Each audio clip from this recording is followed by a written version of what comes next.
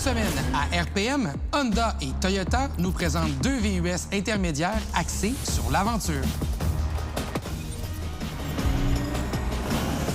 Tu me parles un peu de la gamme de prix du 4Runner. Oui, et ça, c'est intéressant parce que du côté de chez Toyota, on a multiplié les versions disponibles pour le 4Runner. 7 places hybrides, 5 places hors route, etc. Encore plus extrême. Plus extrême, ce qui fait qu'on a une gamme de prix très étendue. On commence à 57 800 et, tiens bien ta tuque, 87 800 Je vais perdre la version de cheveux que j'ai sur la tête. Oui, c'est ça. Pour la version la plus chère, Trail Hunter hybride. Et la version qu'on a laissée, version, je ne veux pas dire milieu de gamme, mais disons début de gamme pour se mesurer en termes de prix, à tout le moins, de façon très, très frontale avec le Honda Passport. Version TRD Sport, on est à 62 600 $. Pour le Honda Passport, c'est moins complexe. On a quelques variantes seulement. On commence à 60 000 et on peut se rendre jusqu'à 64 800 $. Notre variante à l'essai, munie de la couleur orange crépuscule pour 300 $, est à 63 900 $. Donc, un prix presque nez à nez ici. Oui, absolument. Un petit avantage du côté du 4Runner, 1 300 $ de moins en matière de prix. Là. Maintenant, allons découvrir l'apparence extérieure de nos deux VUS. Pointage. Grâce à son prix inférieur, le Toyota 4Runner obtient la note de 4 sur 5. Tandis que le Honda Passport obtient la note de 3 sur 5.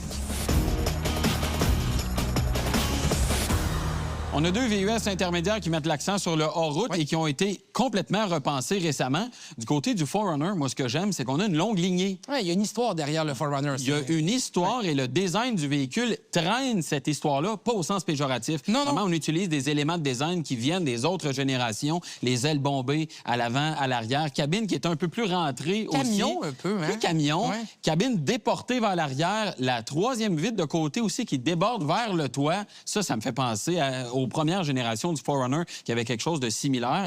Quand on le regarde, on dit c'est un camion. Il est robuste, il est fait pour travailler. Et ça, je trouve que c'est vraiment réussi. Vraiment, je suis d'accord. C'est un véhicule qui est très identitaire. Hein? Oui. Et c'est ce que Honda cherchait beaucoup avec le Passport. Bien, je pense que oui. Là. On l'avait pas. Et là, maintenant, avec cette nouvelle génération-là, ben là, on l'a. Là, je trouve que c'est un véhicule qui ressemble à quelque chose d'unique, plus carré, plus juvénile un peu. Un peu un petit camion jouet. Oui, ça ressemble à un véhicule jouet, carrément. Et j'aime beaucoup ça. Les phares à l'avant aussi qui prennent beaucoup de place. Signature ambrée, là, qui rappelle un peu ce que Kia fait, mais j'aime ça. Je trouve ça très, très beau.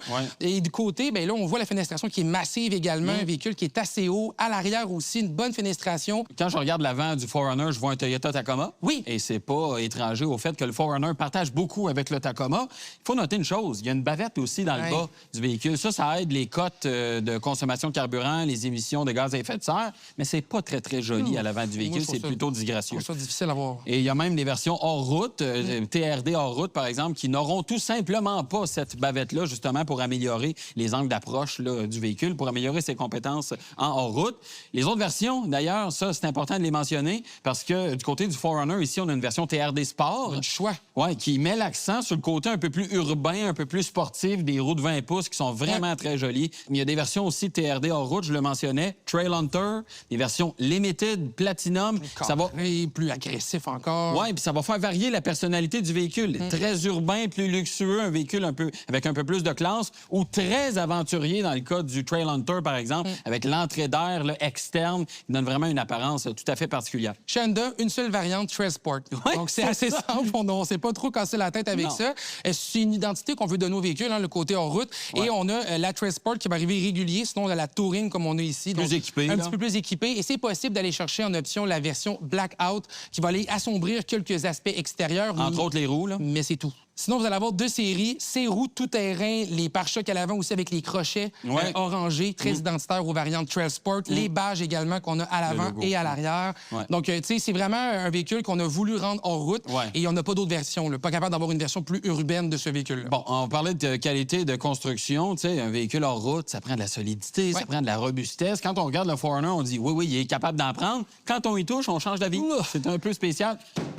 Regardez ça, comment ça tient sur rien. C'est pas rassurant. Là. La devanture, c'est un peu la même chose. Quand on va à l'arrière, l'aileron, on brasse ça, là, ça décroche rapidement. Donc, vraiment, en matière de qualité d'assemblage, c'est complètement à revoir. Épaisseur de peinture aussi, c'est vraiment très, très mince. Certainement pas à la hauteur du prix demandé pour le véhicule. Tandis que chez Honda, l'épaisseur de peinture est bonne et surtout, c'est solide. Tout est solide autour du véhicule. Et c'est ce que j'attends d'un véhicule comme ça. Pointage. Pour sa qualité d'assemblage supérieure, le Honda Passport obtient 8 sur 10. Tandis que le Toyota 4Runner obtient 7 sur 10. On est de retour à RPM et nos deux VUS intermédiaires à 2 rangées ont des approches complètement différentes du côté du Toyota 4Runner. C'est un châssis de camion, châssis en échelle. Oui, tandis que chez Honda, c'est une monocoque plus VUS. Il va y avoir des différences sur la route. Allons voir ça.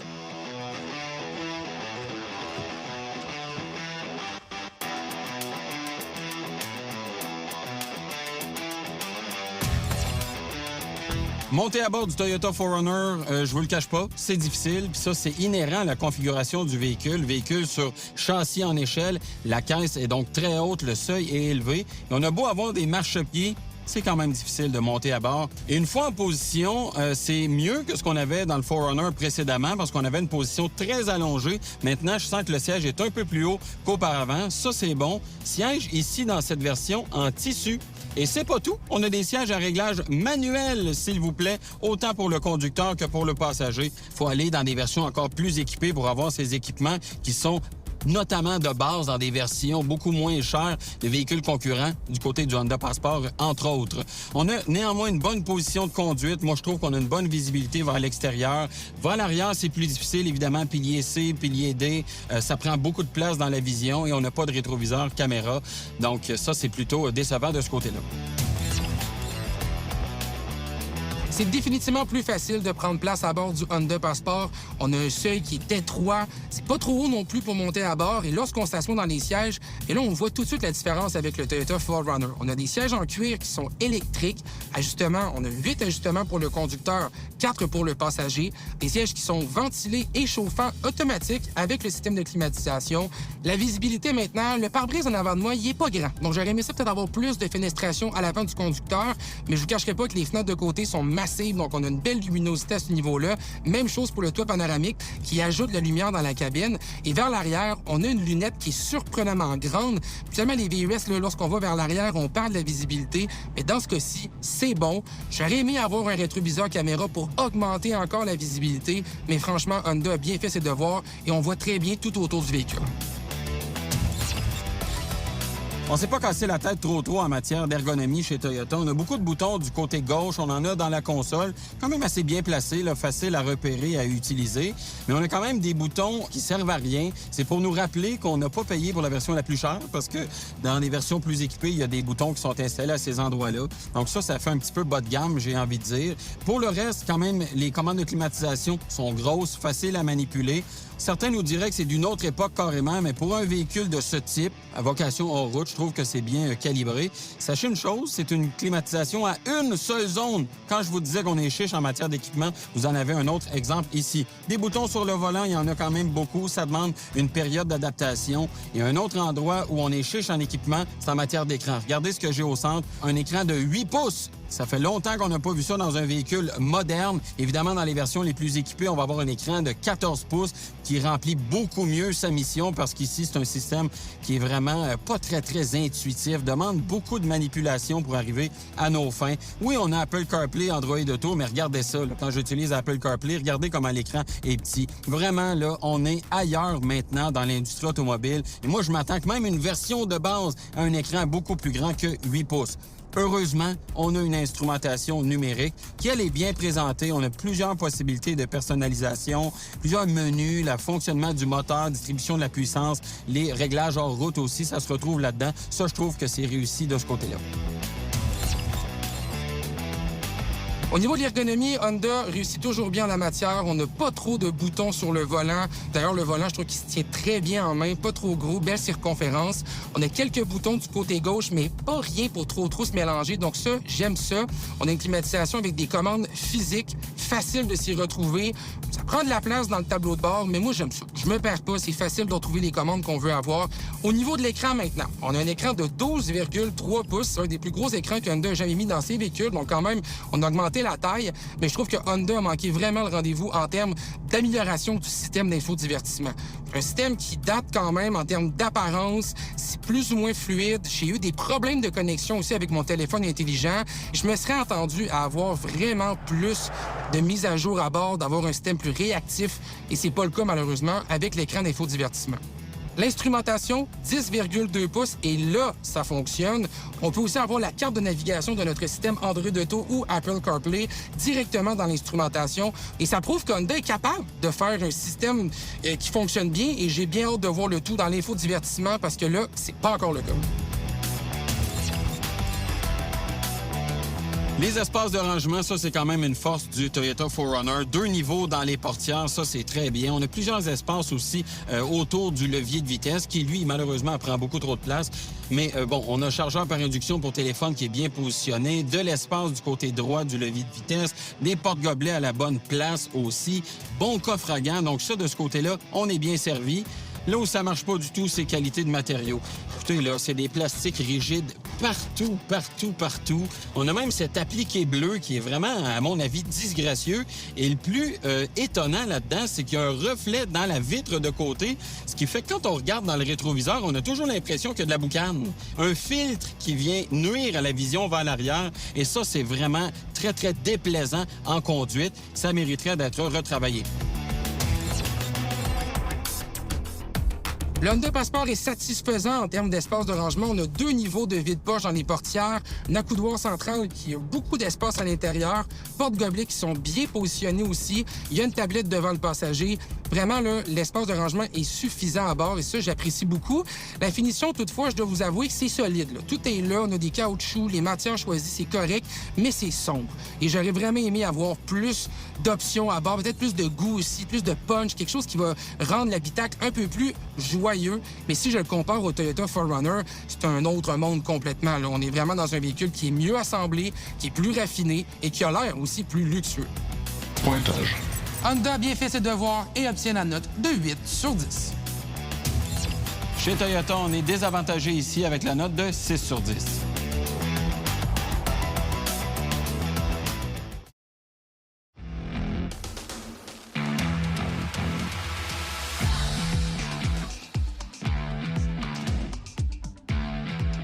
C'est maintenant le temps de l'arrêt au puits avec nos 2 véhicules et on commence avec le Toyota 4Runner et l'accès à la 2e rangée. Même si la portière ouvre plus grand qu'avec l'ancienne génération, l'ouverture dans la carrosserie est quand même assez restreinte. C'est difficile de monter à bord et en position, le toit est assez bas, gracieuseté de la présence du toit ouvrant à l'avant. Toit ouvrant qui est très petit d'ailleurs, qui crée vraiment un renflement qui nuit à la visibilité vers l'avant. La banquette est trop basse également et on a très, très peu de commodité. La seule chose qu'on a, c'est une prise 400 watts. Quand même une belle astuce, mais j'aurais aimé avoir, par exemple, des commandes de climatisation. Pour ce qui est de l'accès à l'espace de chargement, maintenant, on a un haillon à commande manuelle.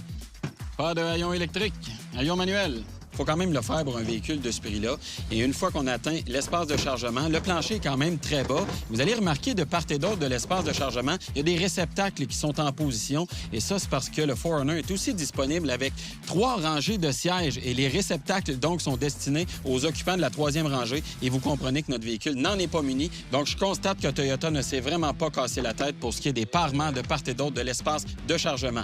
Quand on a la banquette relevée, on est à 1371 litres. Quand même un volume très intéressant pour un véhicule de cette catégorie. On peut évidemment rabattre le dossier de la banquette, mais astuce avec ce véhicule-là, on peut aussi basculer la banquette entièrement vers l'avant, ce qui nous donne beaucoup d'espace disponible.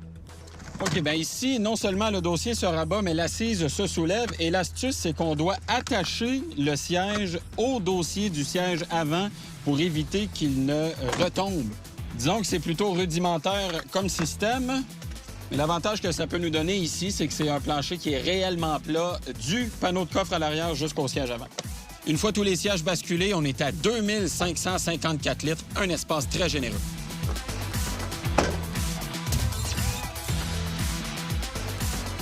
Du côté du Honda Passport, c'est beaucoup plus facile de prendre place à bord à l'arrière, contrairement au Toyota 4Runner. On a un seuil qui est étroit, des portes qui s'ouvrent très grand.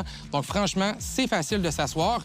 La banquette est aussi confortable. On a également un système de climatisation indépendant à l'arrière. Ajouté à cela un toit panoramique, des rideaux latéraux. Et on est vraiment dans un véhicule beaucoup plus haut de gamme si on le compare au Toyota 4Runner. C'est le jour et la nuit, d'autant plus qu'on a presque autant d'espace pour les jambes et pour la tête. Volume de chargement maintenant, on a un haillon électrique avec le Honda Passport qu'on peut ouvrir avec une commande avec le pied. Donc, c'est pratique, c'est efficace. On a 1246 litres d'espace derrière la deuxième rangée. On a aussi beaucoup d'espace de rangement un peu partout. Des compartiments à gauche, à droite, sous le plancher. On a également un espace pour la roue de secours. Donc, vraiment, Honda a mis de l'effort ici pour configurer l'arrière du véhicule de manière pratique et efficace. Et ça fonctionne.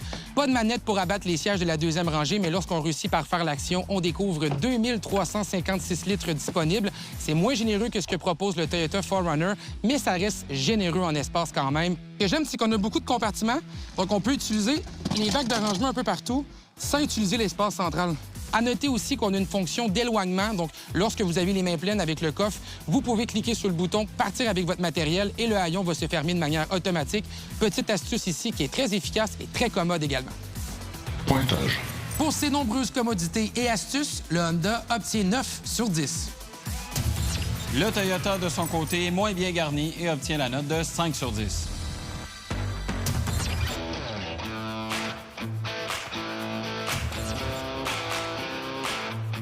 Parlons motorisation maintenant. On a délaissé le V6 4 litres de l'ancienne génération au profit d'un 4 cylindres 2,4 litres turbo compressé. Et la sonorité, même quand on roule normalement, est pas vraiment encourageante. Mais quand on demande la puissance, on en a quand même. Là, ça, c'est très bien. Boîte automatique à 8 rapports qui est bien mariée au moteur 4 cylindres. Bon, à basse vitesse, là, il y a quelques hésitations, mais je vous dirais qu'en conduite, vraiment, la transmission est bien mariée. Les changements sont fluides. Aussi, il n'y a pas d'à-coups dans la transmission. Donc ça, je trouve que c'est vraiment très bien.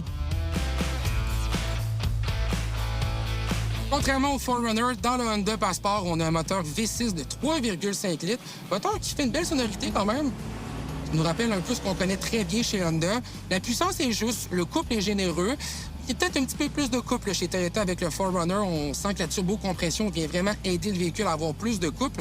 Mais j'aime la sonorité du moteur V6 3,5 litres et le Passport ne manque pas de puissance. On a une transmission automatique à 10 rapports à bord du véhicule. Transmission qui change régulièrement de rapport. Je pense qu'on aurait pu peut-être diminuer le nombre de rapports là, parce que franchement, elle a l'air mélangée, cette transmission-là. Là où on ressent vraiment le côté très camionnesque du Toyota 4Runner, c'est en matière de comportement routier. Suspension, c'est très mou, même si dans cette version-là, on a une suspension sport, selon les dires de Toyota. On sent vraiment que la caisse est vraiment très, très molle. On accélère, on freine, il y a des mouvements très prononcés de la caisse. Direction aussi, volant, moi, je trouve d'une bonne dimension compte tenu du type de véhicule. Quand même une bonne précision de la direction, ça, c'est plutôt étonnant. Mais je vous dirais que quand on freine, c'est là où on voit vraiment qu'il y a un transfert de masse très important qui s'opère. Ça penche beaucoup, beaucoup vers l'avant. C'est sûr que c'est pas très dynamique en conduite, mais moi, je trouve que ça fait partie de la personnalité du Toyota 4Runner et c'est vraiment pas un véhicule qui est désagréable à conduire, même si on n'est pas très dynamique dans la calibration des éléments suspenseurs et de la direction. Chose que je trouve qui avantage le Passport sur une conduite quotidienne, c'est la douceur de la suspension. Si on le compare au 4Runner qui est plutôt mou, ici c'est plus ferme mais c'est confortable. J'ai vraiment l'impression d'avoir un véhicule qui est plus soigné là, sur la conduite. Même chose aussi pour la direction. C'est pas un véhicule dynamique, c'est pas un véhicule avec une grande précision. On a quand même un côté hors route là, qui est inhérent au véhicule. Mais franchement, je trouve qu'on a une conduite qui est plus rassurante, mais qui manque peut-être un peu de couleur. Et là, c'est là que le 4Runner veut peut-être réussir à se distinguer un petit peu. Quand on embarque dans un Toyota 4Runner, on a l'impression de conduire un camion. Quand on embarque dans un Honda Passport, on a l'impression de conduire un VUS dans le segment des VUS intermédiaires à 2 rangées. Simplement, là. Je tiens aussi à noter que la suspension n'est pas trop molle, surtout lorsqu'on essaie de faire un freinage. Le véhicule, ça fesse pas trop vers l'avant, ça reste stable. On a une bonne sensation aussi derrière la pédale. Je trouve que Honda a trouvé un bel équilibre en termes de performance et de confort. Ça fonctionne. Il manque peut-être juste l'épice là, pour vraiment réussir à distinguer le Passport des autres véhicules dans le segment.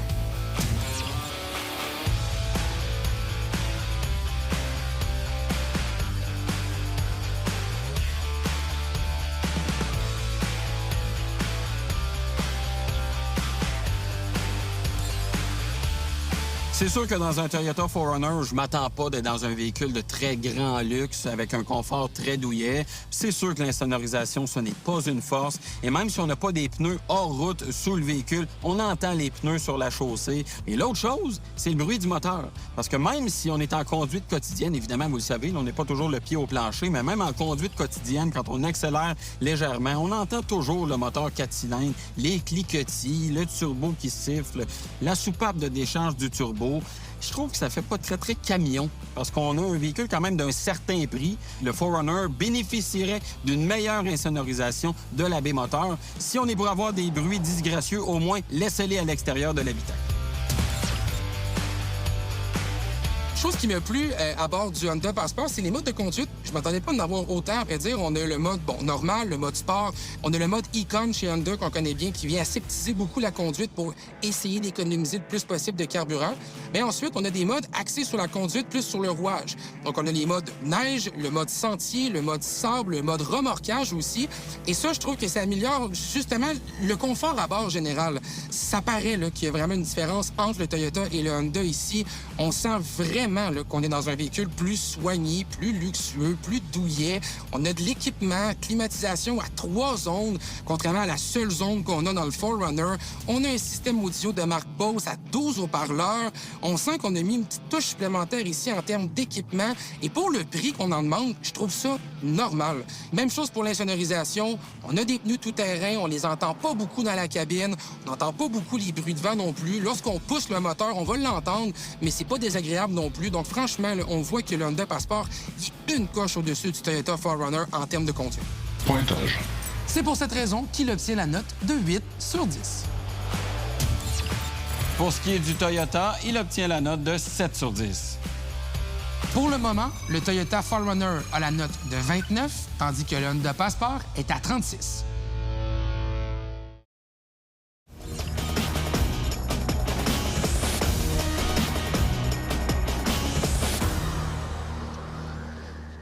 Je disais un petit peu plus tôt sur la route que le Honda Passport, c'est un véhicule qui est un peu plus luxueux. Hein? Oui, c'est mieux équipé aussi que la version qu'on a du Toyota 4Runner. Ouais. Ça apparaît aussi avec l'équipement qu'on a mis autour du véhicule à l'extérieur. Ouais. Caméra 360 qui se nomme Trail Watch, qui vient surveiller toutes les surfaces autour du véhicule. Donc, Ça nous donne une vue de l'intérieur. Ben oui, exact. Puis on a même des lave-caméras à l'avant et à l'arrière. Donc, lorsqu'on est hors des sentiers battus, ben là, ça nous donne vraiment une bonne visibilité autour du véhicule. Puis c'est vraiment agréable à utiliser. Oui, pour ce qui est de la version qu'on a avec nous, TRD Sport du Toyota 4Runner, on a une caméra à l'arrière, caméra de recul, évidemment. Qui est obligatoire au Canada.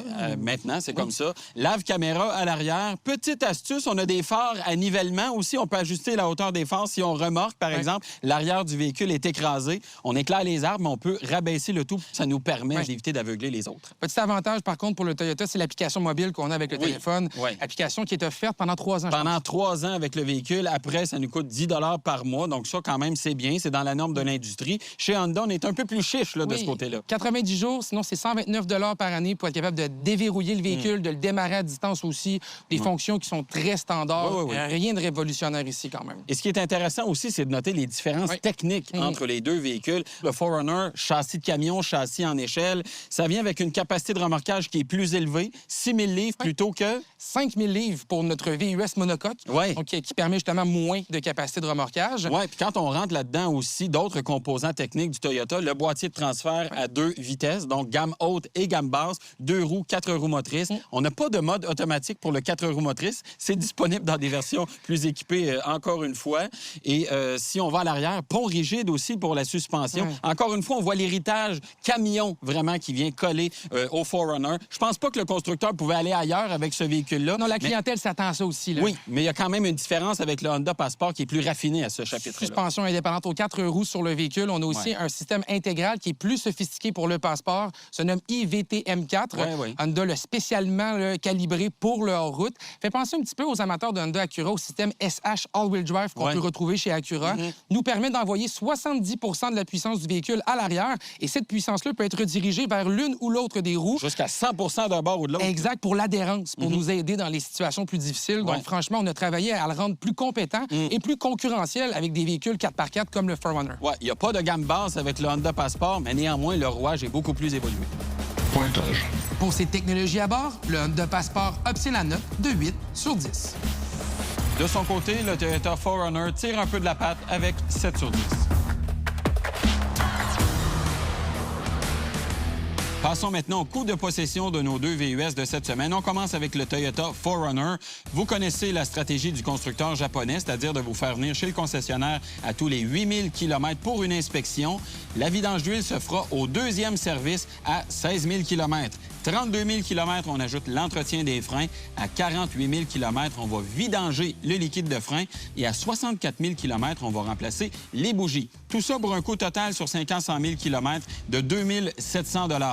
Les pneus, maintenant, Dunlop Grand Trek, des pneus de 20 pouces. On est à 1 725 $ pour un ensemble de 4. Et pour ce qui est des freins, pièces et main-d'œuvre aux 4 roues, 1 470 $.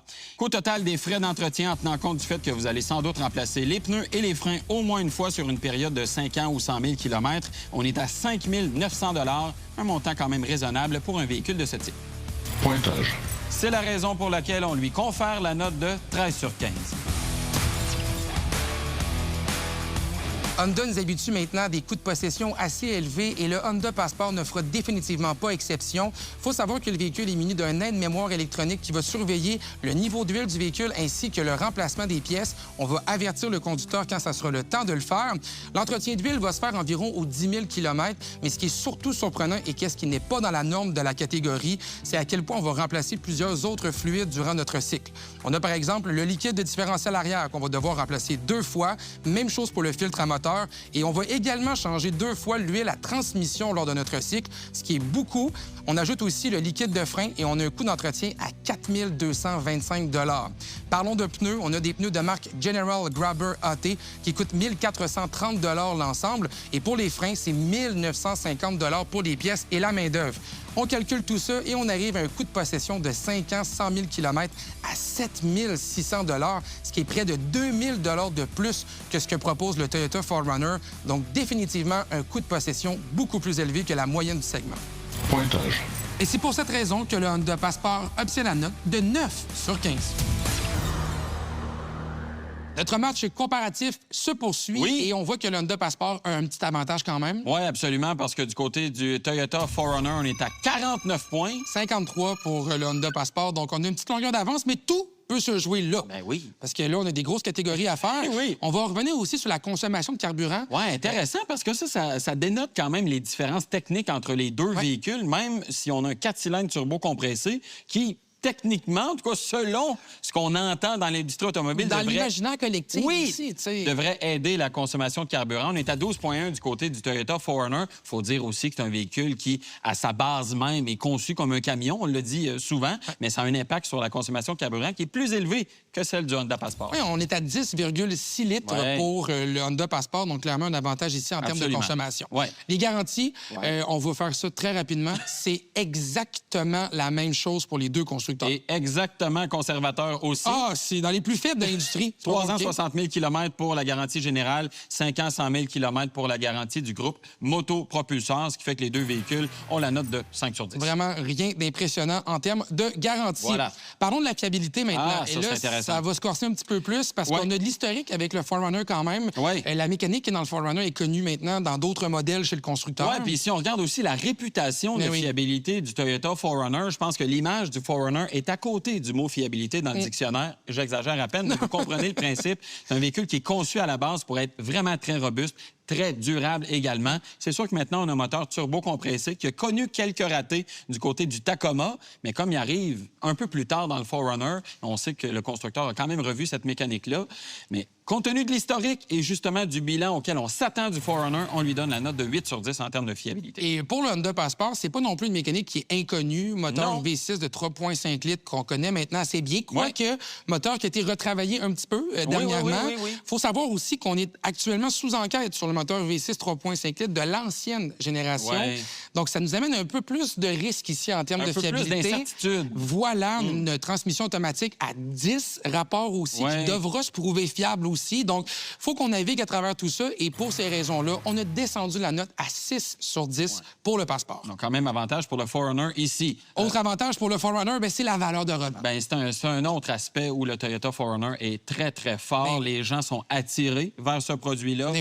Il accorde aussi beaucoup d'importance sur le marché de l'occasion Ça lui donne donc la note de 9 sur 10 en matière de valeur de revente, quasiment imbattable. Ah, c'est presque un placement. Mais ça n'est pas, là, mais c'est un véhicule... Va pas trop vite. Va pas trop vite, mais un véhicule qui garde vraiment bien sa valeur. Absolument. Le Honda Passport ne fait pas non plus si mal que ça, mais on n'est pas à la hauteur du 4Runner en termes de valeur de revente. Ouais. Et c'est pour ça qu'on lui donne la note de 8 sur 10. C'est très serré, mais parlons maintenant des points forts et points faibles de nos VUS. Oui, et je commence avec le Toyota 4Runner. Les points forts, une personnalité qui est vraiment distinctive, mécanique qui est bien adaptée aussi au format du véhicule. Il faut rappeler la fiabilité, valeur de revente qui sont vraiment au sommet pour ce type de véhicule. Les points négatifs, maintenant, raffinement général qui mériterait d'être amélioré un temps soit peu, qualité d'assemblage à l'intérieur comme à l'extérieur qui devrait être revu et le prix élevé considérant le niveau d'équipement qu'on a à bord du véhicule. Les points positifs maintenant du Honda Passport. Je commence avec le rapport équipement-prix qui est très satisfaisant. On a un confort aussi qui est assez relevé à l'intérieur et beaucoup d'espace de rangement à l'arrière. C'est ingénieux. Au niveau des points négatifs, on a un coût d'entretien qui est élevé, on manque de versions et de déclinaisons, et on a un comportement routier là, qui manque de saveur, qui n'est pas très relevé.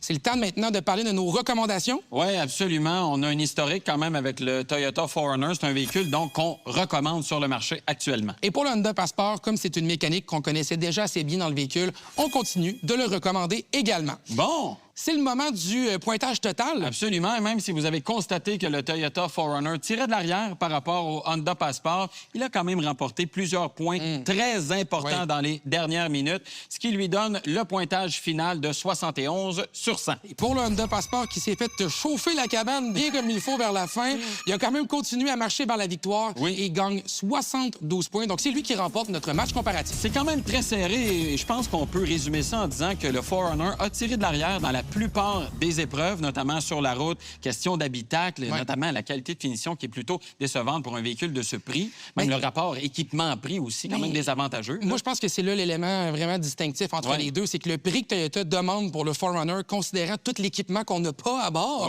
le manque de raffinement, ça fait mal, ça fait vraiment mal. Il y a à peu près 1300 $ de différence entre les deux. Oui, mais c'est en matière d'équipement où là, il est carrément désavantagé. Ça n'a aucun rapport. Le Honda Passport est beaucoup plus luxueux et confortable. Mais d'un autre côté, quand on regarde le côté rationnel d'un véhicule, c'est-à-dire fiabilité, valeur de revente, coût d'entretien, c'est là où le 4Runner regagne des points et c'est ce qui fait qu'il s'approche quand même pas mal du Honda Passport.